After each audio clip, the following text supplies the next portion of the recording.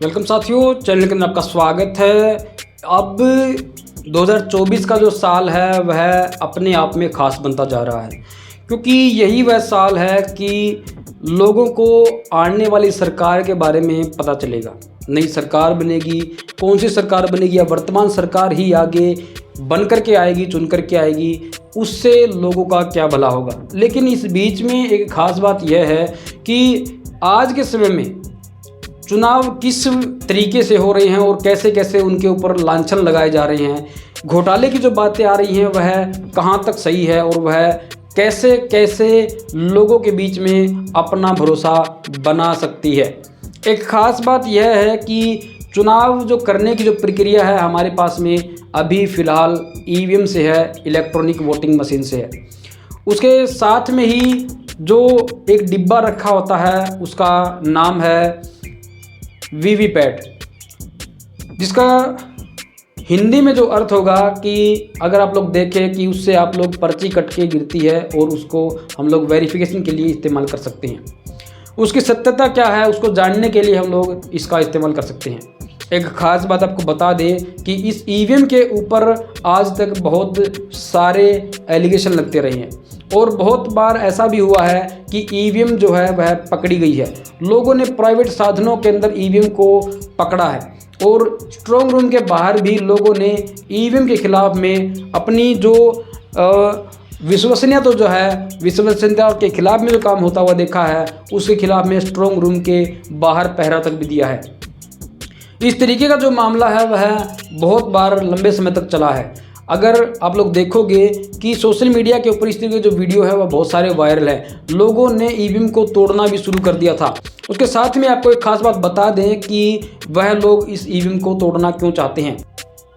2012 में सुब्रमण्यम स्वामी इस केस को लेकर के सुप्रीम कोर्ट में गए।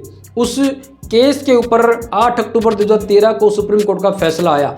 सुप्रीम कोर्ट ने माना कि केवल और केवल ईवीएम से फ्री फेयर एंड ट्रांसपेरेंट चुनाव नहीं हो सकता है। उसके साथ में ही एक खास बात यह है कि ईवीएम से चुनाव नहीं हो सकता है, उसके लिए आपको वेरीफेबल जो वो पेपर ट्रायल जो है वह लगानी पड़ेगी। वोटर वेरीफाइड पेपर ट्रायल जो मशीन जो है वीवीपैट वो उसको लगानी पड़ेगी, ताकि इन केस ऑफ डिस्ट्रीब्यूट उसके अंदर जो कटी हुई जो पर्चियां हैं, जो बटन दबाने के बाद में वीवीपैट के अंदर जो पर्चियां कट के गिरती हैं, इन केस ऑफ डिस्ट्रीब्यूट वह गिनती में आ सके और मिलान हो सके कि क्या जो अब फिलहाल में जो वोट हम लोगों को मिले हैं क्या वह सही हैं, क्या उनकी जो आपस में जो पोल किए गए वोट और जो प्राप्त जो वोट है उनकी जो मामला जो है, उनकी जो संख्या जो है वह बराबर मैच हो रही है। इसलिए उसके ऊपर 8 अक्टूबर 2013 को एक फैसला दिया सुप्रीम कोर्ट ने। उस सुप्रीम कोर्ट में उस फैसले में कहा कि हम लोगों को वोटर का जो विश्वास है वो जीतने के लिए इसके साथ में वोटर वेरीफाइड पेपर ट्रेल जो मशीन है, वीवीपैट जो है वह लगाना चाहिए। उसके साथ में एक खास बात यह होती है कि आज हम लोग दो सुप्रीम कोर्ट के फैसलों का जिक्र करेंगे। उसके साथ में ही क्या होता है कि 24 अप्रैल 2017 का एक फैसला और आता है। अब यह फैसला क्यों आया इसके बारे में हम लोग आपको बताएंगे। सुब्रमण्यम स्वामी 2012 में केस लेकर के जाते हैं। 2013 में 8 अक्टूबर 2013 को फैसला आता है कि ईवीएम से वोट जो है फ्री फेयर एंड ट्रांसपेरेंट नहीं हो सकते हैं। इसके साथ में वीवीपैट लगाया जाए। वीवीपैट लगाने के बाद में क्या रिजल्ट निकलेगा उसकी गिनती की जाए, इन केस ऑफ डिस्ट्रीब्यूट उसका सत्यापन किया जाए, लोगों को इसके ऊपर भरोसा दिलाया जाए। वीवीपैट लगाने का ये मतलब था, लेकिन वीवीपैट लगाई नहीं गई। केवल 0.33% वीवीपैट लगाई गई।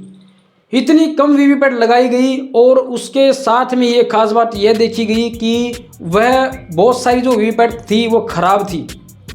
अब जो है इस केस को वामसेफ के राष्ट्रीय अध्यक्ष भारत मुक्ति मोर्चा के जो राष्ट्रीय संयोजक जो हैं वामन मेश्राम इस केस को लेकर के सुप्रीम कोर्ट में जाते हैं।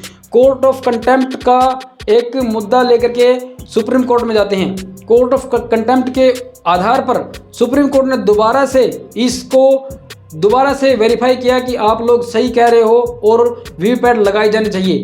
लेकिन चुनाव आयोग अब तक भी जो वीवीपैट है वह लगा नहीं रहा है। बस इतना सा मामला है कि क्या हो सकता है आगे चल करके, केवल इतना सा मामला है कि ईवीएम के खिलाफ में पूरा का पूरा देश आज आग के उबाले फेंक रहा है।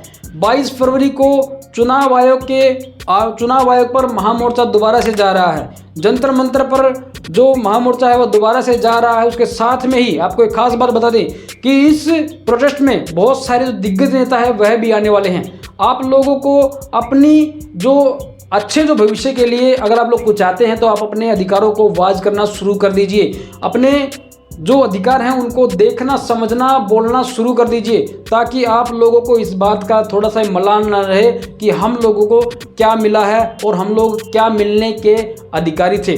इस तरीके की जो बातें हैं वह आम होती जा रही हैं। 22 फरवरी को दोबारा से ईवीएम के खिलाफ ये महामोर्चा दिल्ली में रहेगा। वहीं पर किसान बैठे हुए हैं, वहीं पर ही ईवीएम के खिलाफ में महामोर्चा होगा। यह सरकार के खिलाफ में अब तक के बड़े महामोर्चे रहेंगे। इस तरीके का जो आज के समय में जो जनाधार जो बना हुआ है, जो आंकड़े जो है सूत्रों के माध्यम से जो दिख रहे हैं वह हमने आपको सामने रखे। एक खास बात और बता दें कि अगर यह मामला आपने जीत लिया तो आगे आने वाले जो इलेक्शन जो हैं उसके अंदर आपकी मेहनत दिखेगी, आपने कितनी मेहनत की है। अगर पेपर ट्रेल से अगर चुनाव होते हैं, बैलेट पेपर से चुनाव होते हैं, तो आप लोग समझना कि आपकी जो मेहनत थी वह कामयाब हो गई है। लेकिन अगर आप लोगों को दोबारा से ईवीएम के दर्शन करने पड़े तो दूसरी घोषणा और भी हो चुकी है कि अगर ईवीएम से चुनाव हुए तो देश और लोकतंत्र को बचाने के लिए, लोगों को मौलिक अधिकारों को बचाने के लिए, वोटों की जो चोरी है उसको रोकने के लिए ईवीएम को फोड़ने का भी एक फैसला वामन मेश्राम साहब ने ले लिया है। जहां तक ईवीएम फोड़ने की बात है, ये संविधान की रक्षा करने के लिए, देश की रक्षा करने के लिए और लोकतंत्र की रक्षा करने के लिए जो ईवीएम वोटों की चोरी करती है वो ईवीएम निश्चित रूप से देश विरोधी है, संविधान विरोधी है, लोकतंत्र विरोधी है। उसको फोड़ना जरूरी है, मगर फोड़ने का काम जिस दिन वोटिंग होगा उस दिन होगा। और ये काम हो सकता है अप्रैल में हो, मई में हो, जून में हो, ऐसा हो सकता है। मगर तब तक सारे देश भर में लोगों को, कार्यकर्ताओं को ये निर्देश दिया जाता है कि ये कमिटियों का गठन करने का काम फौरी तौर पर, युद्ध लेवल पर, वार फुटिंग पर करने का काम किया जाए। राष्ट्रीय अध्यक्ष जो हैं भारत मुक्ति मोर्चा के, उन्होंने पूर्ण रूप से इस बात को आश्वस्त कर दिया है लोगों को, अपने कार्यकर्ताओं को सख्त निर्देश दे दिए गए हैं कि आप लोगों को ईवीएम फोड़नी है और इसके तहत आप लोग कमेटियां बनाना शुरू कर दो, आप लोग अपने लोगों को सतर्क करना शुरू कर दो। और इसके साथ में एक खास बात यह भी है कि अगर चुनाव आयोग नहीं करता है तो ईवीएम फूटेगी या बदलेगी, यह हम लोग आपके साथ में देखेंगे। Thank you.